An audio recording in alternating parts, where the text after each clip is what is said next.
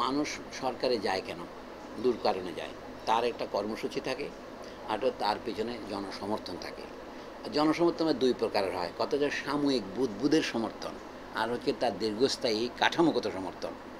আপনি নিশ্চয়ই জানেন আমি ওইরকম রাজনৈতিক দলের সদস্য নই। আর এখানে যে আমলাতান্ত্রিক পদ্ধতিতে আপনার পেশাগত যোগ্যতায় আপনাকে উপদেষ্টা মনোনয়ন করা হয়, সেটা কিন্তু বুদবুদের মতোই, এর ভিতরে কাঠামোগত সমর্থন নেই।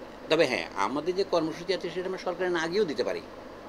সুতরাং সরকারে যাওয়াটা আমি অপরিহার্য মনে করি না। তবে যদি দেশের প্রয়োজনে আমাকে কোনো দায়িত্ব পালন করতে হয়, যেন আমাকে বলে আপনি সংবিধানের একটা খসড়া প্রণয়ন করেন, আমার সংবিধান আমি খসড়া প্রণয়ন করতে পারবো, সংবিধান আমি পাশ করাতে পারবো না, তাই না? আমি সাহায্য করতে পারি যে না আমাদের সংবিধানটা এরকম, যেমন আপনাকে মুখোমুখি বললাম আমি তো 3 বছর হলো, তো আলোচনাক্রমে হয়তো এটা কেউ 4 বছর বলবে, সেটা যাকে বলা হয় আপনার পরিবর্তন সম্ভব, নেগোশিয়েবল, এই ধরনের কাজ করতে পারে। আমার কথা হচ্ছে দেশের বর্তমান দুরবস্থায় আমি কাজ করতে প্রস্তুত, কিন্তু তার মানে এই নয় যে আমাকে উপদেষ্টা হতে হবে, এটা না। এগুলি নিয়ে আমার কোনো হ্যাঙ্গাম নাই। আর এগুলি লোকে যে স্পেকুলেট করছে, এগুলি লোকের বিশুদ্ধ কল্পনা, আমার সাথে কেউ আলোচনা করেনি। সংবাদ, ফিচার ও অনুষ্ঠানের জন্য ভিজিট করুন সংবাদ প্রকাশের ওয়েবসাইট এবং যুক্ত থাকুন ফেসবুক পেজ ও ইউটিউব চ্যানেলের সঙ্গে।